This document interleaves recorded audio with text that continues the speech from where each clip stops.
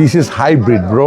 এই গেট আপটা হলো আপনার US and African trend hip hop. এটা হলো underground get up. Hip hop artist আপনারা দেখেন একটা বেসিক বিগ চেইন বা something single. This is hybrid bro, totally একদম ওভারলোড।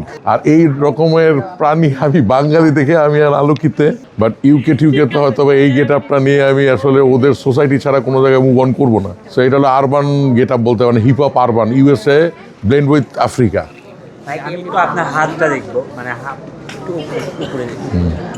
আপনার হাতে এক এক ডিজাইনের এগুলো কিভাবে সংগ্রহ? এগুলো ডিফারেন্ট কান্ট্রিতে ভিজিট করতে গিয়ে আমি অর্নামেন্টস খুব পছন্দ করি, বেসিক এবং একটু ক্রিটিক, কমন না, যেগুলো অ্যাভেলেবেল পাওয়া যায় ওইরকম জিনিস না।